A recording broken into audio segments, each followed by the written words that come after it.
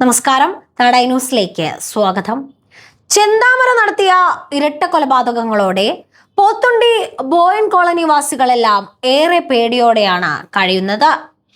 നെല്ലിയാമ്പതി മലയോരത്തെ വളരെ സാധാരണക്കാരായ ആളുകൾ സന്തോഷത്തോടെ കഴിഞ്ഞിരുന്ന ബോയൻ കോളനി, ഈ ഗ്രാമത്തിന്റെ മുഴുവൻ തലവരെയും മാറ്റിമറിച്ചത് ചെന്താമര എന്ന കൊടും കുറ്റവാളിയാണ്.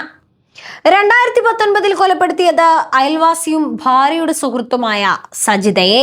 2025 ജനുവരി 27 സജിതയുടെ ഭർത്താവ് സുധാകരനെയും അമ്മ ലക്ഷ്മിയെയും നടു റോഡിൽ വെട്ടിക്കൊന്നു. ഇനിയുമേറെ പേർ ലിസ്റ്റിലുണ്ടെന്ന് കോടതി വരാന്തയിൽ ചെന്താമര പലപ്പോഴായി ഭീഷണി മുഴക്കി. ആദ്യം നാടുവിട്ടത് ശാരീരിക പരിമിതിയുള്ള പുഷ്പയാണ്.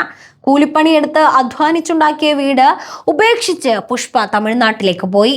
സുധാകരന്റെയും ബന്ധുക്കളുടെയും വീടുകളും പ്രതി ചെന്താമരയുടെ വീടുമെല്ലാം അടഞ്ഞുകിടക്കുകയാണ്. ഒരു നാട് മുഴുവൻ ഭയത്തിലാണ്.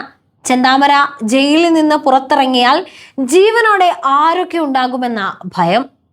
നാടിന് നടുക്കിയ നെന്മാറ ഇരട്ടക്കൊലപാതക കേസിൽ പ്രതി ചെന്താമര കുറ്റക്കാരനാണെന്ന് കോടതി വിധിച്ചു. ഭാരതീയ ന്യായ സംഹിത 103 വകുപ്പ് പ്രകാരമുള്ള കൊലക്കുറ്റമാണ് പ്രതിക്കെതിരെ തെളിഞ്ഞിരിക്കുന്നത്. വധശിക്ഷ വരെ ലഭിക്കാവുന്ന കുറ്റമാണിതെന്ന് കോടതി ഓർമ്മിപ്പിച്ചപ്പോഴായിരുന്നു കോടതി മുറിയെയും മാധ്യമങ്ങളെയും സാക്ഷിയാക്കി പ്രതിയുടെ നാടകീയമായ വെല്ലുവിളിയും പരിഹാസവും അരങ്ങേറിയത്. രാവിലെ കോടതിയിൽ എത്തിച്ചപ്പോഴും തീർത്തും നിസ്സംഗ ഭാവത്തിലായിരുന്നു പ്രതി. ഒരു ചെകിടത്ത് അടികിട്ടിയാൽ മറ്റേ ചെകിടും കാണിച്ചു കൊടുക്കാൻ താൻ ഗാന്ധിജിയല്ല എന്ന് കോടതിയെ നോക്കി പരിഹസിച്ച പ്രതി തനിക്ക് തടസ്സം നിൽക്കുന്നവരോടൊക്കെ ഇതായിരിക്കും രീതിയെന്നും ആക്രോശിച്ചു. എന്റെ അവസ്ഥ നിങ്ങൾക്ക് വരണം, അപ്പോൾ മനസ്സിലാകും. ഇനിയും മറ്റുള്ളവരെ അപായപ്പെടുത്തേണ്ടി വന്നാൽ കൊല്ലും എന്നും ചെന്താമര ഭീതിപ്പെടുത്തുന്ന രീതിയിൽ വിളിച്ചു പറഞ്ഞു. ചെന്താമര കൊലപ്പെടുത്തിയ സുധാകരന്റെയും സജിതയുടെയും മക്കളായ അതുല്യയും അഖിലയും ഈ സമയം കോടതി മുറിയിലുണ്ടായിരുന്നു.